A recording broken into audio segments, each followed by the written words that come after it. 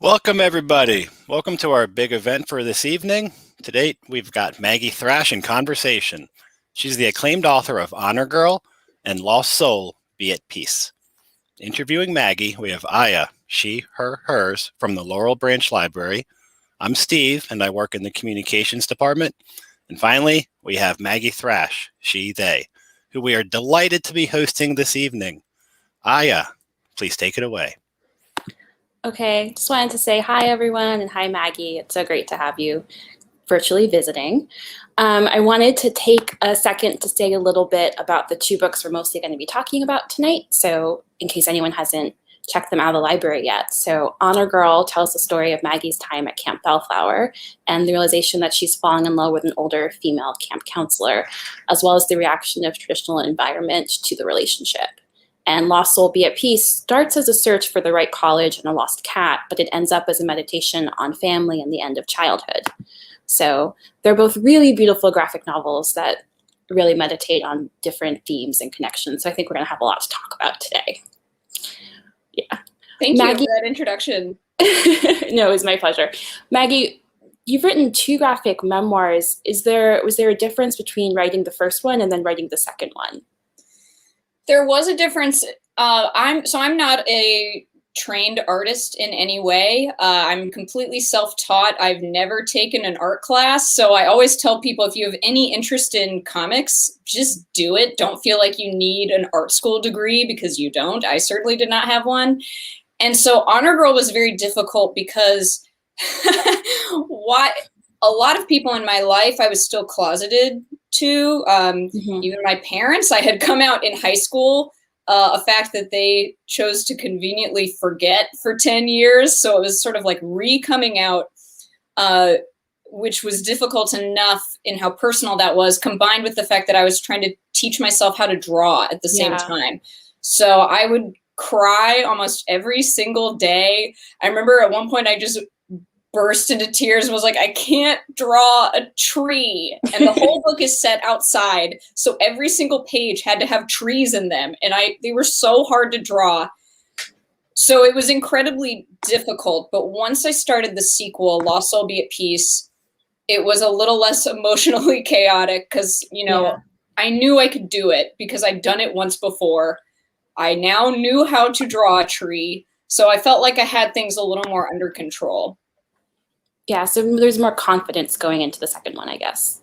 Yes, and I felt comfortable too because I'd been pretty nervous about how my family members would react to Honor Girl, and kind of putting it in every bookstore in America that they had a gay kid. But their reaction really surprised me, and they were more supportive than I expected. So I felt like I had kind of the emotional support to go a deeper level with Lost Soul, Be at Peace, which deals a lot with kind of dark themes like depression and just some really sensitive issues. Yeah, I actually had a question about that. Honor Girl is kind of portrays a very active attempt to sort of crush queer identity at the camp. And then in Lost Soul, Be at Peace, it kind of takes place during that time when your family and your friends were ignoring your queer identity. So I was wondering if you wanted to talk all about the connection there between like how society can both edit in silence and also through like not real oppression, but through like active oppression, and if that was a connection between the two books. Absolutely. And the first book, Honor Girl, the book where I'm sort of realizing I'm gay, the color palette is very rainbowy. It's set at a summer camp. It's blue skies and sunsets. It's first love. And then Lost Soul, Be at Peace, the second book where I'm having to kind of come home and no one wants to talk about the fact that I'm gay. Everyone just wants to ignore it. The colors are very much darker. It's a lot of grays and gloomy reds, and the sky is always covered in clouds. And it is interesting because it was difficult to capture in Lost Soul, Be at Peace a sort of quintessential queer experience of just being ignored. Yeah. And how like there were moments where I just wished someone would punch me or do something actively homophobic. Of course, I don't actually wish that, but it was like, at least that would be an acknowledgement, because just this passive aggressive wall was so difficult to deal with, that if someone had been actively in my face homophobic, I would have at least been able to call it out. I mean, like, see? Yeah. No, I think that came across really well personally. I thought that was a really good portrayal of the different ways that there's a pressure from society to conform, which aren't always visible immediately to the naked eye. So both of the books, as you mentioned, are graphic novels, and they're both memoirs. Is there something about a graphic novel, because you do have other works, is there something about graphic novel that really draws you to memoir? There certainly is. I've found it very difficult to talk about personal things in just regular prose writing. I find that suddenly my writing ability just disappears, and I don't know how to speak, and I don't know how to articulate the emotions that I'm feeling. But as soon as I'm drawing yourself gives you a perspective, because you're getting some distance from yourself. You're literally looking down at yourself on a piece of paper, and you can see yourself and your emotions more clearly. And I found that incredibly liberating in being able to tell a story that was so personal, to be able to use art instead of just words. It felt like words were too hard, and art was like, I'm going to come in and help you out. So the combination of words and art, discovering that was just mind-blowing for me. And I would recommend it for anyone who's having trouble expressing their emotions. Try drawing a picture and captioning it. And I use Instagram a lot the same way, just that pairing of like images with words. You can often use both to come to a reel you maybe might not have been able to with just images or just words. Mm-hmm.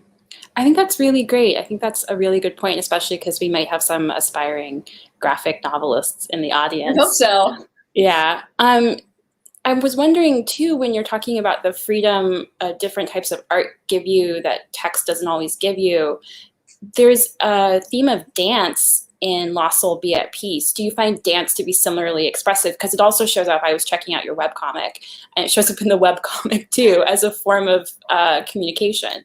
Yes, dance is so important to me, and I'm not a particularly good dancer, but I'm a very passionate dancer, and there are things that I can express through movement and through interacting with music that would just be, it's that extra layer of being impossible to express through words. Mm-hmm. So I really try, whenever I have a story or a feeling or an emotion, I really just try to think, what is the best way to express this? Is it through a novel?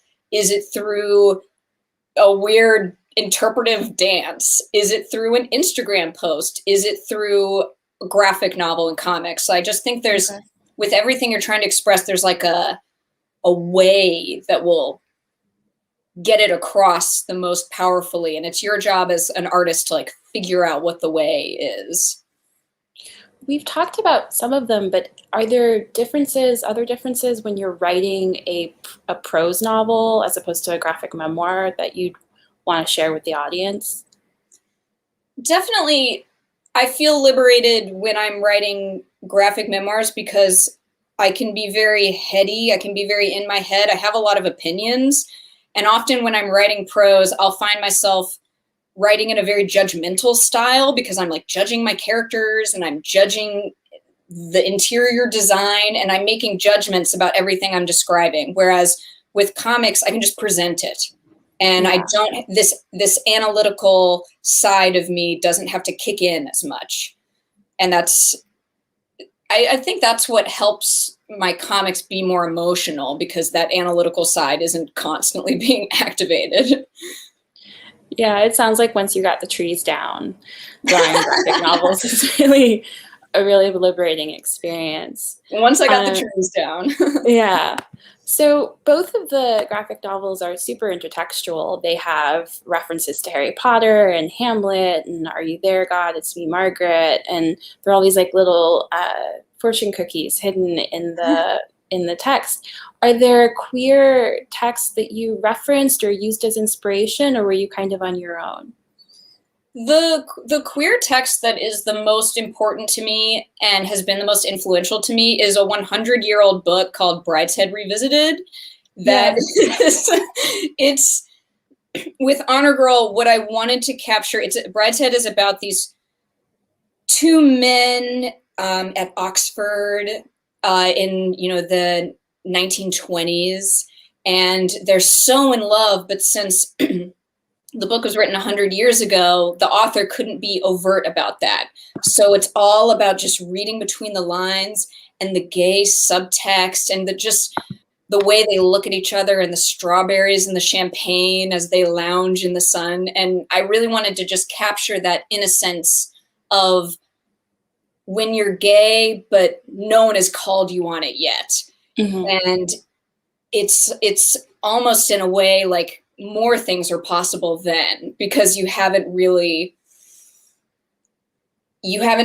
yourself yet, and it's just explorative and it's very exciting. So I wanted to, I associate that feeling so much with summer, with just the possibilities of summer, the emptiness of, your schedule's emptied out. There's this chance to become a new person before you enter the new school year. And all of that is really captured in Brideshead Revisited. I would recommend every gay person, every straight person read that book and see the amazing miniseries with Jeremy Irons. That's my main influence, I would say, is a really old book about two gay men. That is a very classic reference, though, and it is very a book just imbued with summer. And I think there's even that great quote about it being always summer, and like Aloysius is always it's like, why can't it always be strawberries in summer? Yeah, that is. I never would have guessed that from reading Honor Girl, so I'm so glad I asked that question. Yeah, and like in Honor Girl, it's you understand when it begins that it probably can't last. That just pure, innocent first love, it can't last. And it's so painful, but you have to just face that truth. Yeah, that is really true and really beautiful. And Honor Girl itself is this really beautiful meditation on this impossible love story. And apparently we have Brideshead Revisited. Oh, wonderful. Get it. That's so good. Sorry, my light keeps going out. No, it's okay. So I think that Brideshead and also Honor Girl and Lost Soul Be at Peace, there's this loss that the characters go through as they sort of grow up in age. There's even a quote you have in Lost Soul Be at Peace. There's a part of you that dies when you grow up. So this like loss of possibility is a theme, and this like loss of self almost is a theme. Whenever there's growth, it's connected to loss. There's also I thought a very telling moment where you have to go up in a bra size, and it's kind of painful because it equates growth with bra size. You can't ever go back down. Like very rarely can you go back down a bra size. It's only up from here. So yeah, I thought it was a really small but meaningful moment, but connecting to the larger scheme of the book. Why do you think loss is so important to both of these stories? Well, I love how you described it, where because it's not a pure, not a total loss. It's with growth comes loss. And I think, why this summer of falling in love for the first time was so meaningful to me, and why I look back on it as the moment where my life started. And I sort of have a theory about life, which is that you grow up either the first time you fall in love or the first time someone close to you dies. Whichever one of those things happens first, your heart just expands, and you realize that you're capable of so much more intensity than you ever realized. You're feeling these intense emotions for the first time. And adults forget this. Adults look at how hysterical teenagers act and get frustrated, but it's like they forget how it felt to feel love for the first time when you've never felt it before, and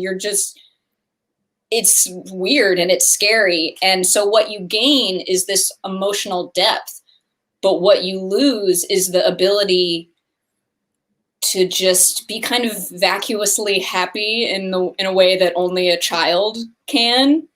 And so I'm really interested in that, you know, what we lose when we gain emotional maturity. And yeah, I tried to explore that in both the books. Yeah, I think that's really good perspective, of course, because you wrote the books, it's really good perspective, but really good perspective on something that I think is going on in both the books, and that I think is interesting to readers because they might be going through those moments themselves. So it's a very compassionate, empathetic approach to Memoir, which I really liked. And thank you. I appreciate that. yeah. Just checking my questions. So changing topic a little bit, I'd read the books before, but I sort of touched back in with them before the interview, and I was surprised by how just directly Honor Girl walks right up to white supremacy and points it out. And I was I was wondering if that was a conscious decision you made to really examine the heritage of this camp that you go to, that your mother went to, that has people play like Civil War games and stuff like that. Yeah, and the camp treated it very lightly. And I wish that as an author, I had actually explored that more, because and at the time, you know, because we would do these sort of Civil War reenactments every morning that involved, and this is every single morning, that involved half the campers screaming gray and half the campers screaming blue. And that was it. It was just this like screaming match, ostensibly about the Yankee and Confederate armies. And it was very, very weird. And I think the camp still does it. And wow. I actually wish I had been able to reflect more on that. But as I was writing the book, I didn't quite feel brave enough to, or like I just didn't know exactly what to say. And, you know, now I wish I could go back in and really explore that more. And in Lost Soul Be at Peace, that's the book where I think I'm really coming face to face with the fact that at my prep school just allowed overt, extreme racist comments from the students to go barely checked. And having to just realize that in this system, the teachers weren't even gonna say anything. They weren't gonna do anything. That they just wanted us to do our homework and shut up. Yeah. And that this kind of education about these social racial issues was not a priority at all at this, you know, school where I was supposedly getting such a great education. So yeah, those are issues that were really important to me. It was really important to me as I was writing Honor Girl to own the fact that this was a camp where there were only white campers there, and to not pretend I was somehow unaware of that, because it's a very uncomfortable fact. So, you know, I tried to be really honest about that. And I think that's really brave. It adds to the depth of the story. There's also a connection between, you know, white girlhood and white straight girlhood that I think the book walks right up to and, again, kind of knocks on the door of. Was that also important, or why was that important? Absolutely, because so much of this white straight girlhood was wrapped up in this kind of debutante society that I was very much a part of, where it's all of these white girls who go to the country club in their white dresses with their, you know, perfect escorts, their fathers, you know, there to supervise the whole thing. And that was a culture I was deeply ensconced in, and was also just felt really twitchy and uncomfortable in, because I just felt like I have no clue how to be myself within these norms. And so, yeah, I love that you have illuminated that it's not just a story about a heteronormative, it's a white heteronormative, you know, culture that I was deeply in. Did you come out as a debutante? I didn't. My mom wanted me to, and we had this vicious fight because I refused to shave my legs. And I was like, I'll do this for you, Mom. I will do this stupid thing, but don't make me shave my legs. I'm wearing a floor-length gown. No one's going to be able to see my legs, I promise. But she just, on principle, could not abide by it. So she was just like, fine, we won't do it. And I was like, fine, that's fine with me. So I quit after the first debutante tea. I quit. Sometimes I wish I had done it just so I could say I'd been a lesbian debutante in, the 2000s, but I'm glad I didn't. I'm glad I did not participate. I mean, I think that's a fabulous story. It's amazing where things will fall apart in those power structures. It takes something very little sometimes to just be the thing that breaks them. That's exactly a good like story. We just both had this line that we could not meet each other there. I wouldn't shave my legs, and my mom just like couldn't stand it. Yeah.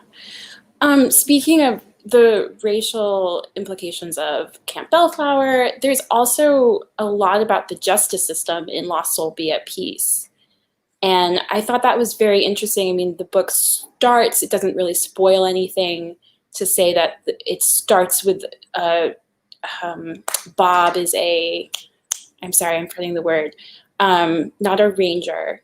He's a federal agent. Yes. But he's coming to make sure that you're safe in your house because they're worried that criminals will attack your father because he's a judge. A marshal. Thank you, Steve. He's a marshal.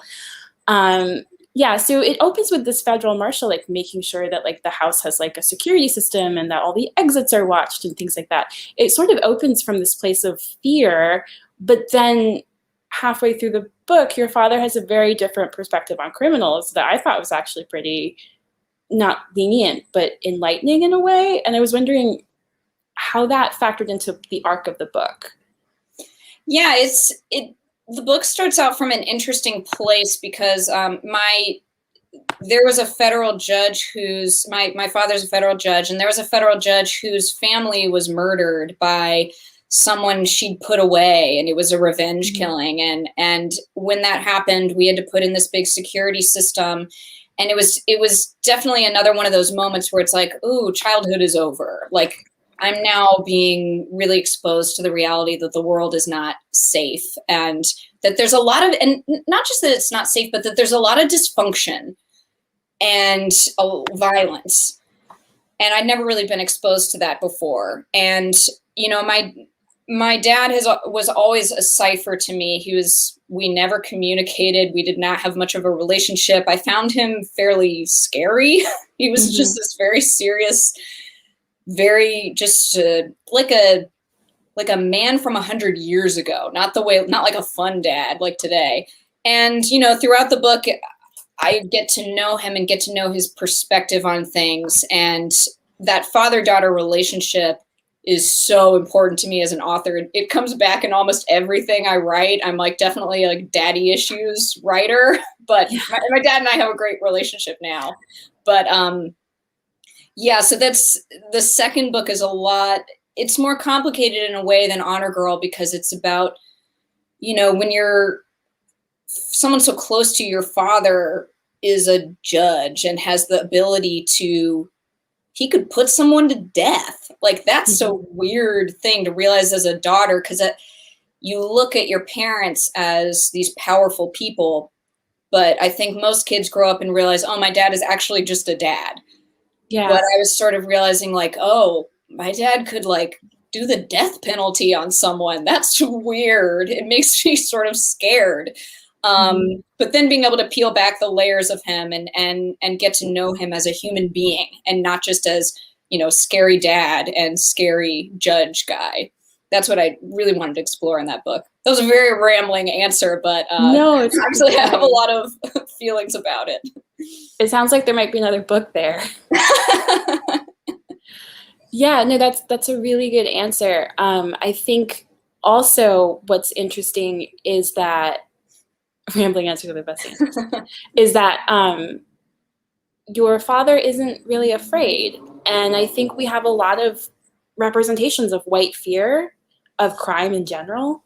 And to shy away from that, I thought was a really interesting now that it's 2021 and we've had all these police shootings, and it really stood out to me on a reread that your father wasn't afraid of crime. He was okay with his job. He knew that there were risks, but I thought that was really striking. Yeah, thank you for pointing that out, because that's something that really impressed me too, and that helped me have a better relationship with him, is that I got to see him as a man who isn't just like wielding authority from a place of fear or from a place of wrath and punishment. He really was not afraid. No one scared him. And that made me feel safe, even though, when you're if you're a judge and you're having to put security in your house, you could use that as an excuse to be hateful. And like, my father's never role modeled that to me, which I'm extremely grateful for.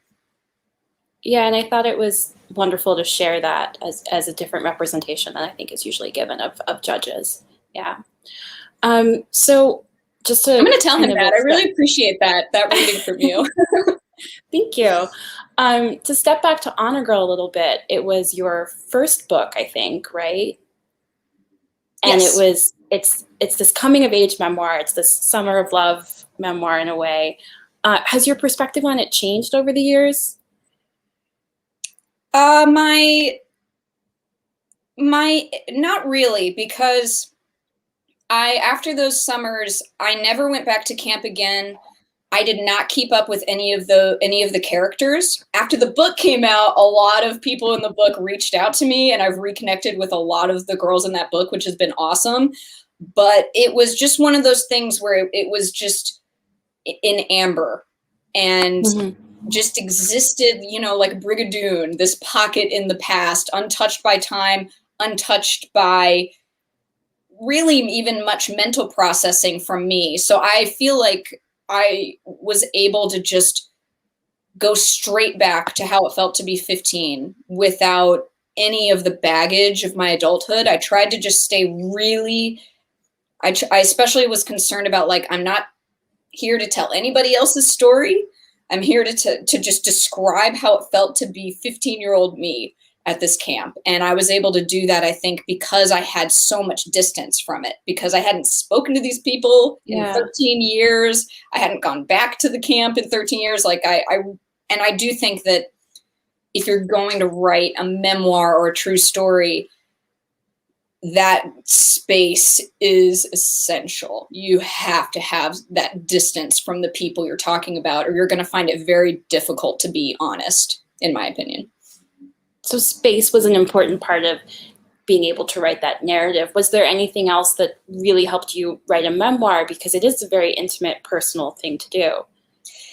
It did help. I went to film school for a year, and I learned a lot about cinema and a lot about movies, and I love movies. And seeing my memories through kind of a cinematic structure also helped me get a little distance to be able to tell the story. It sounds weird, because it sounds like, well, I just turned it into a movie in my head. And but by putting in all of those beats, which sounds like sort of artificial, like making a story, because real life is not like movies. But in a way, when you just use that sort of storytelling structure, it actually frees you up to be more emotionally honest, because, but film school dropout, that should be a book that I write. But yeah, so I found that seeing my memories through the lens of seeing it as a film actually helped me be more emotionally honest and more emotionally vulnerable, because I had that structure holding me up. Yeah, I think people fear becoming artificial. So it's so interesting to hear someone who's gone through the process say, oh, well, it actually helps to apply some dramatic lens to the work. It does, because for me, it's all about the emotional honesty. It's not about, well, the events happened in this exact order, and the characters looked like this, and the conversation happened just like this. Those are all just things that help you get to an emotional truth, and that's what you're going for. Yeah. I was struck by the fact that, speaking of arcs, and just, it's a minor spoiler, but in both books, you don't get what you want. So is there a way in which that arc was out on purpose? Or was it just a chance? The ending of Honor Girl is very controversial, and I won't spoil it, but I had no choice in the matter. I promise Yeah. I would love for the ending to have been different, but that's just how it happened in real life. So Yeah. Honor Girl is just, that's how it happened. With Lost Soul, I did have a little more latitude because there's more kind of magical realism. Mhm. But again, it was important to me, if I'm going to write something that is being sold as a true story, I'm not going to, you know, put a bow on it and tell readers that their story is going to turn out great. And that the thing that they want, that they're going to get it if they just persevere, and if they, you know, be an exemplar human being, because that's just not true. But I wanted to show that even when you don't get what you want, and even when it's really rough, it can still be so meaningful and really beautiful, and you can learn a lot. And that it shouldn't be about just that happy ending. It should be about, you know, the process and the meaning behind it. Yeah. For happy endings, like at one point you think in Lost Soul Be at Peace about Sleeping Beauty, and how by 16 Sleeping Beauty already has everything figured out and you don't even know what story's college done. you're going to. Yeah. So it's interesting to see the way that you can subvert that kind of expectation in both books. Yeah. The magical realism in Lost Soul Be at Peace is really interesting. Was there an inspiration for that? Like either an art inspiration or just like a plot need? That Well, so Lost Soul Be at Peace, the second book, has ghosts in it, and Yes. won't spoil more than that, but I really just wanted to literally show this feeling of being haunted, and the symbol of that, of like, essentially your childhood has died and your childhood is haunting you. And I wanted to just make that literal. I wanted to really bring that onto the page. And I had a ton of fun doing that. Even though it's kind of a depressing theme, I still had a lot of fun drawing ghosts. Was it just the trying to make the ghost look a little ghostly that was different for you, or? Well, and just, you know, in Honor Girl, every single thing about that, all the people were real. Every Honor Girl is quite biographically accurate. If you do a fact check on that, all the people in that book will be like, yeah, that definitely all happened. Whereas like you get to Lost Soul and it's like, wait, did she literally have a ghost? Was there literally a ghost in her house? And I'm like, I'm not going to confirm or deny whether there was an actual ghost in my house. And so that's just sort of a fun leap to ask my reader to come with me on. Like, everything is really real in Honor Girl. And then now I'm going to ask you to come to a place that's a little more surreal with me. Yeah. Do you think of those two books as kind of as Lost Soul Be at Peace as a sequel, or do you think of them as two books that kind of just coexist? I do think of it as a sequel. You know, I really think that they go together, and so much. I think that Honor Girl needs Lost Soul, and Lost Soul needs Honor Girl, because Honor Girl ends fairly abruptly, and the emotional fallout from that ending needed a whole book to be explored. I couldn't have just explored that in a chapter. So I really do consider them to be, you know, Honor Girl's the first book, and Lost Soul is its weird sibling. I wondered if you wanted to talk at all about boy bands and girlhood, because it is such a theme in Honor Girl. Yes, absolutely. I mean, boy band, I feel incredibly privileged that I got to be a teenage girl in the late 90s, because everything was for us. Like Backstreet Boys, NSYNC, it felt like the whole world was just focused on this experience of being it was like in a similar way that to be a girl, a teenage girl, when the Beatles were really happening. That must have been so much fun. And I feel like I got to kind of experience that in a way. And just the moody star power of the Backstreet Boys, even though their songs are completely vacuous, they manage to make you feel like you're hearing poetry. And it's just like, and the dancing, like there's something just about that kind of allowing yourself to have, especially as a gay girl, which I didn't even know I was gay at the time, but just allowing yourself to have this unhinged crush on a boy, but it's safe because he'll never actually call you. He's Kevin Richardson from the Backstreet Boys. So you could just go gaga over him. And there's you're not really forced to do some reflection about like, well, am I really attracted to this dude? Or like, do I actually want Kevin Richardson to be my boyfriend? It's like, no. It's just pure crush. Yeah, it's really interesting, the juxtaposition of the Kevin Richardson crush and the other crush in the book, and the way that they work out. And I don't know, you're right, they're both pure longing. I don't want to spoil anything, but I think there's some really great connections there. Well, I also think it reminds me, I don't know if anyone remembers this, but before Rosie O'Donnell came out as a lesbian, she was famous for having a crush on Tom Cruise. And yes, it's just, I find lesbians' first crushes to be really fascinating because it's almost always like a real like pretty man. And it's like, so I wanted to kind of tap into that a little bit. Yeah, that tracks. That's accurate.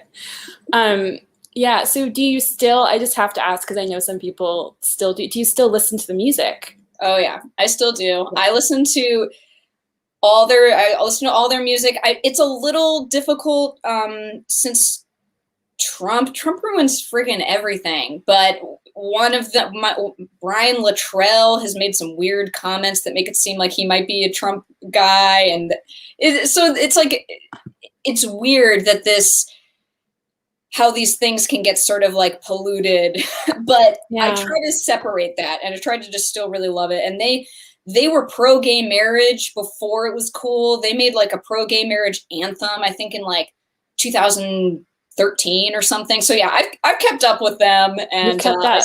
You're a real fan. I agree with the commenter that NSYNC was cuter. No, I don't. I think Rose is cuter and had better songs. But I respect your opinion. That's good. Yeah, I remember I was somehow missed most of it, but I remember being on the school bus when the school bus driver would put the Backstreet Boys tape in. It was a tape at that point. Tape! And just the people went nuts. People went absolutely nuts. I do remember that. I want it that way. It's one of those songs that, one of those defining songs. Yeah. No, it's so good to hear that, like, that's still a force in your life.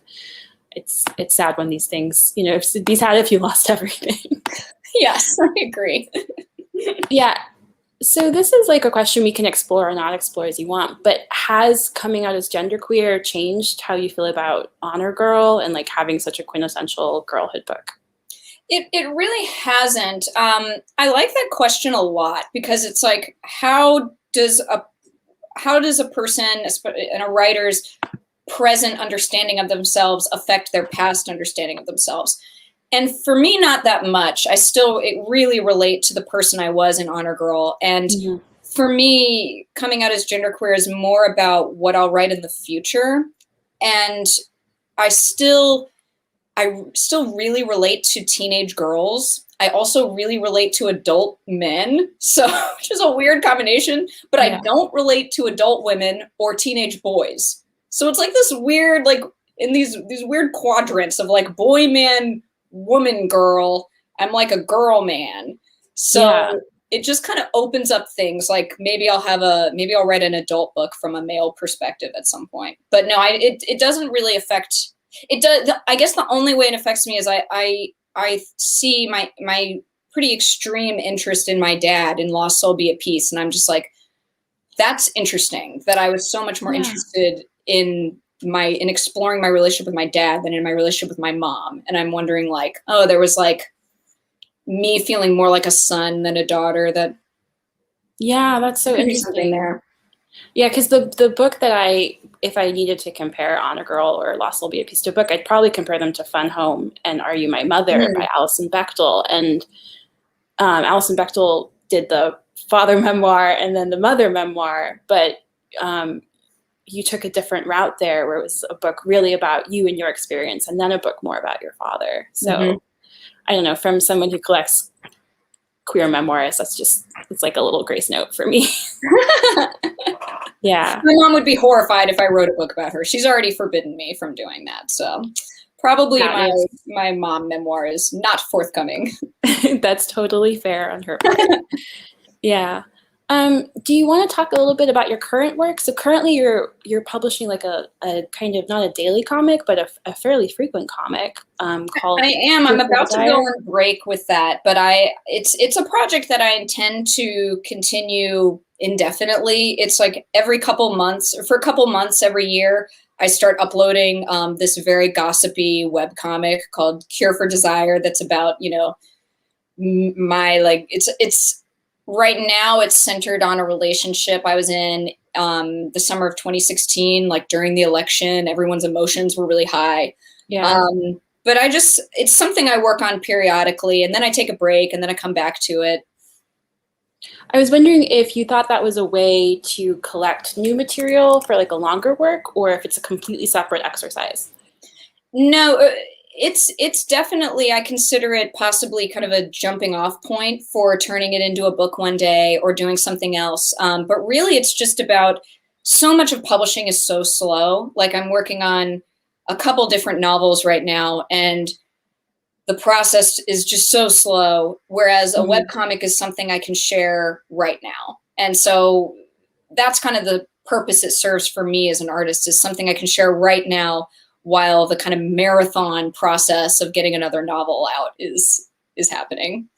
Yeah, I can see how that would work. I know publishing runs a couple years behind when the libraries and the readers actually get the books. Yes, it's very slow. And I'm not the most patient person. No, I can imagine. That would try anyone. Steve says we can move into Q&A now, if now is a good time, Steve.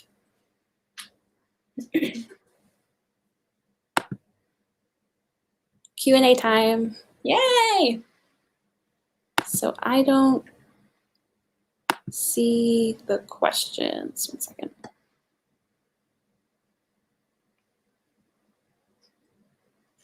Sorry about that. And feel free to ask anything, and then.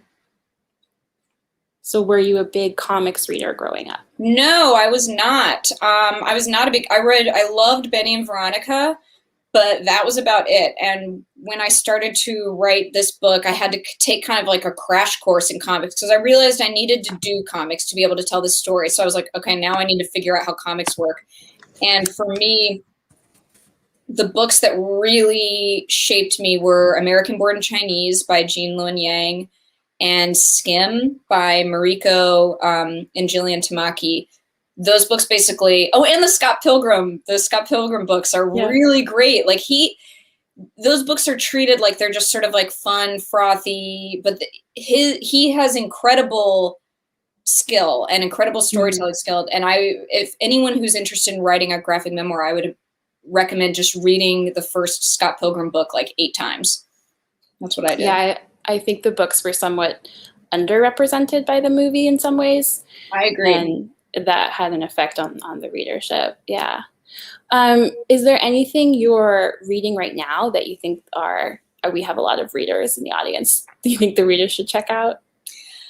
I just finished reading Norwegian Wood for the first time, which is one of those books that's like so formative for so many people. So it was really interesting for me to read it at age 35, and I loved it. And I'm wanting to write something more romantic that actually has a happy ending. So if anyone has any good recommendations. What film school did I go to? I went to North Carolina School of the Arts. I actually had a friend who went there. Really? It was very, very intense. I almost had a nervous breakdown, which is part of why I left. I'm fairly sure he did. So yeah. What was film school like? Like, if you wanted to tell anyone like some important things about it, if they were considering going. It was incredibly rigorous. I had a class that was 12 hours long every Monday that went from 8 a.m. to 8 p.m. And it was just, I learned so much about visual storytelling. I think that if you want to go to art school, great, you can learn how to draw. But if you want to write a graphic memoir, just the ability to draw is not going to take you very far. You have to know that visual storytelling. And I mentioned movies earlier, and I really just think being able to see how a director uses, sometimes the story is told through dialogue, sometimes it's just a reaction shot, sometimes it's a montage. Being able to deploy, long pause, like if there's a long pause in a movie, then I would depict that with using a lot of space. Mm-hmm. Or if something's going really quickly, then you use like little boxes. So I don't know. I just think I'm not sure I would have been able to write these books if I hadn't gone to film school, even though I hated it. I learned a lot. What are your memories of your school library? Any good ones? Oh my gosh. It's so amazing that you asked that, because my librarian literally today just mailed me, my high school librarian mailed me these Edward and Jacob figurines. That's amazing. Because she knows that I love Twilight. And so 20 years later, I'm still in touch with my high school librarian, and she still just gets me on every level and sends me Twilight themed presents. So librarians are just heroes in my eyes. Like, y'all are the ones out there connecting books to readers.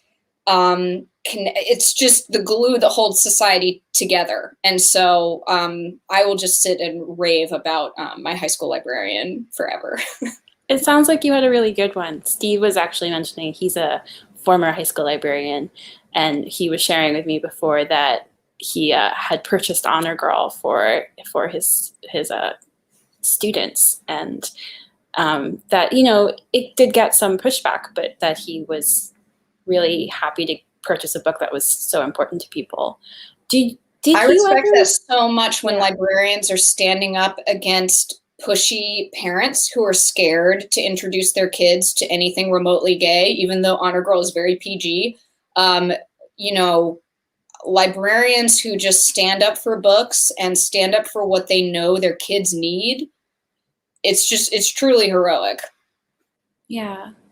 So there's a question about an adaptation of Honor Girl. You wrote about a conversation about adapting Honor Girl. Do you feel like you dodged a bullet, or is that something you'd still pursue? It is something I would still pursue if it was the right people. Yeah. Really, I think, they would need to have sort of an understanding of that kind of like red state vibe, which it would be really easy to kind of either just mock that or exploit that. And I would love to see an adaptation where that's treated really sensitively, but appropriately. Mm-hmm. And I just think the soundtrack would be so amazing. Soundtrack would be Backstreet Boys. Yeah, that would be beautiful. Yeah. Would you ever make a film, do you think? Because you have the film background. Do you think you'd ever want to go into that? I wouldn't do it myself, but I would work with other people. I would not do it myself. I feel like I'm too close to it. I would want someone to come in and have their own, and someone who really connects to it and has their own vision. That's what I would really want. Yeah, I for one would love any more Honor Girl content, so I would sign up for that. But yeah, I can understand. There's an Honor Girl audiobook, which a lot of people don't know. I did not know that. Yeah, because it's like, how do you make a graphic novel an audiobook? But they actually do, it's like an old-timey radio play where they do all the different voices and there's sound effects and stuff. It's really fun. I'm probably going to check that out. I'm going to see if I can locate it. That sounds really cool. How involved are you once you make the book? Does it kind of just the publishers do a lot of these things, or how involved are you in deciding, there's going to be an audiobook or something like that? I'm pretty involved. They always tell me we don't have to do this. My publisher, Candlewick, they're an incredibly dreamy, very gay. Half the editors there are lesbians. They're based in Boston, not New York. So they're not all a bunch of sharks. I love my publisher. Yeah, no, that's really great to hear, because I feel like the stereotype goes against that. Yeah. Yeah. There's sorry. Do you stick to one genre or do you jump all around? Oh, I jump around. I've written a vampire book, which is as yet unpublished. I'm right now writing a werewolf book. I want to write a corporate thriller. I want to write more memoir. I want to do everything. I love just, I don't know if it's just extreme arrogance, but I'm just like, I see a genre and I'm like, I want to do it. Do you know your next book that's going to come out first? I don't yet. Okay. Okay. I have a bunch of projects kind of bouncing around. That's the life of an author, is often you just have a bunch of irons in the fire and it's just luck, whichever one heats up the quickest. But, you know, everyone who is a fan, definitely keep up with me, and I'll shout it from the rooftops when I've got a new book coming out. Definitely excited for the vampire one. Yeah. that could be really Heterosexual vampires. That's my vampire book. My werewolf book is about homosexual werewolves. Okay. So you're mixing it up. I'm mixing it up, yeah. Yeah, that sounds fabulous. When you're working, do you have like a schedule you stick to, or are you kind of chaotic? I'm not chaotic in the sense that I'm just a workaholic. I really need work to live. So I just wake up in the morning, you know, you can sort of see my bed behind me. I live and I work and sleep in the same space. I love working, and I only stop at the end of the night just because I'm kind of burned out and need to go like have a glass of wine and watch TV or something. But if I could just work 24 hours a day, I probably would, because I really love writing. I don't love drawing. Drawing is hard and I find it kind of unpleasant, but writing sentences is just a joy for me. So it sounds like you really found your passion. Was there a path you went through to find that? I mean, you went to film school, but I don't know, how did you land up writing? Actually, that's a good question. I have an older sibling. Oh, in Honor Girl, the Drew character, Drew is now Sky. Drew is a transgender woman. So Sky also has Asperger's and was this incredibly prolific writer as a child. And so having this role model of an older sibling who would sit at the computer all day, and this is, you know, it's like 1994, so it's a big, ugly, hulking computer. And, you know, my sibling is just sitting there working on their project all day.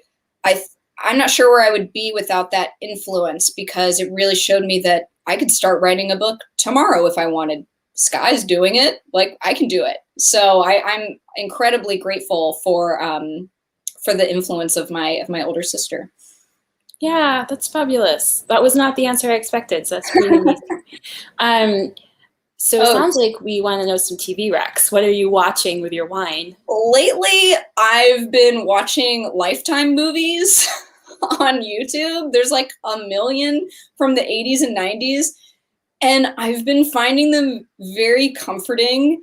I have a list. I don't know if y'all know the movie app Letterboxd, but I have a list of all the Lifetime movies I've been watching. So if you follow me on Letterboxd, you can see like the 40 Lifetime movies I've watched in the last year. I've also just been, I really like visiting TV shows that only existed for like 1 or 2 seasons. Like there's one called My Two Dads from the 80s, which is not about gay dads because it was the 80s, but it would be cool if it was.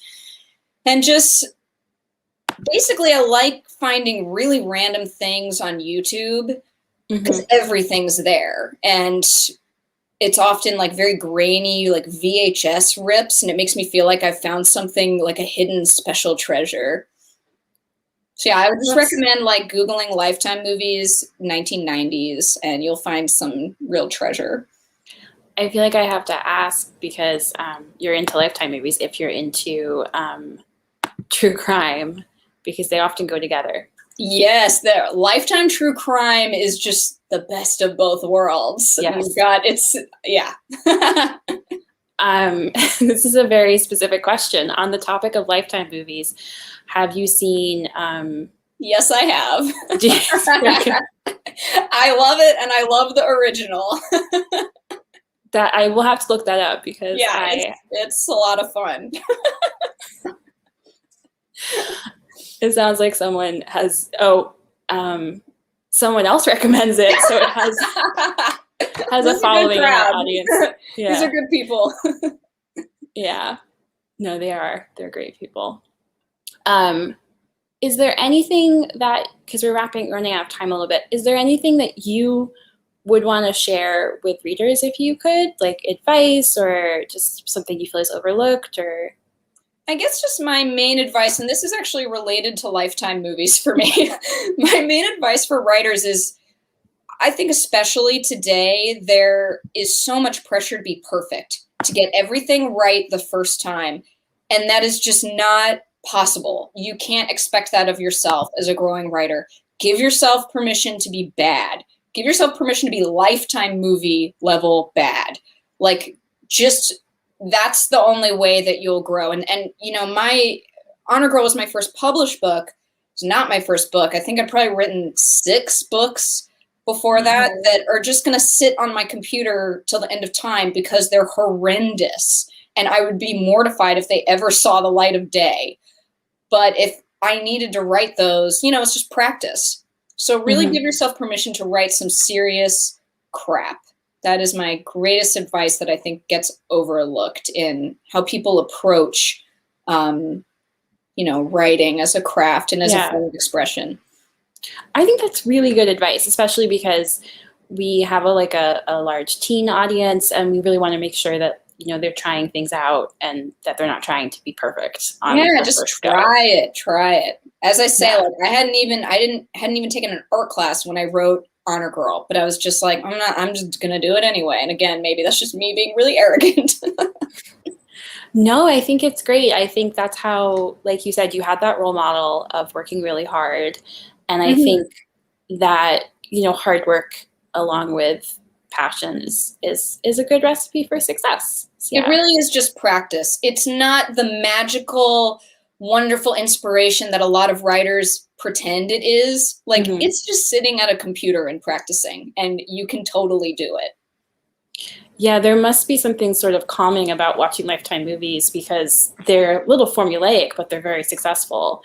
And they sort of show if you just keep trying, eventually you end up with apparently a James Franco lesbian vampire movie that is a classic, according to our audience. Always based in emotions. It's always about drama. It's that it doesn't shy away from that. It embraces that. And it's just, they're not trying to be cool. They're not trying to be smart. They just are what they are. Yeah, I think that's really great. I have a new appreciation for Lifetime movies after thinking about them with you. Yeah. So it's, I think we're going to wrap up in a second. Is there anything else you wanted to share? Y'all were a really fun crowd. I love how much Backstreet Boys engagement there was. I definitely wanted to make sure we got Backstreet Boys in. Like I said, they weren't a fundamental part of my childhood, but they seemed really important to the book. Thank you. I appreciate that. Oh, favorite Backstreet Boys song? As Long as You Love Me. As Long as You Love Me. As Long as You Love Me. It's a song about loyalty. It's a song about love. It's melodious. It's beautiful. The music video is incredibly strange. As Long as You Love Me. I don't care who you are, where you're from, what you did, as long as you love me. It's beautiful. That is, yeah, it's a really beautiful message. What a great way to, yeah. Yeah, so I just want to recommend that people pick up Honor Girl or Lost Soul Be at Peace. We have copies at the library that are available to check out. I have 2 of them, but if anyone reads and has questions or wants to connect with me further after you read it, feel free to email me, maggiethrash@gmail.com. I'm always around. Yeah. Do you have social media? Come again? Do you have social media? Yes, I do. I'm Maggie Thrash at Instagram. I'm not on Twitter because I value my sanity. That's fair. I'm on Twitter and it's slowly killing me. So, yeah. So Maggie Thrash on Instagram. And it sounds like you engage visually with some stuff so listeners can appreciate like expect a sort of mixed mixed mixed bag. Yeah, mixed bag. Something nicer than that. I do follow you, and I know you do collages. So I do. I love collage. yeah, collage is pretty great. Okay, so I just want to thank everyone for checking in. We're about to close out. Like I said, you can pick up Honor Girl and Lost Soul Be at Peace at the library. I'll be returning my copies, and we have others. It was just a pleasure to talk to you and have this nice little conversation and chat. Likewise.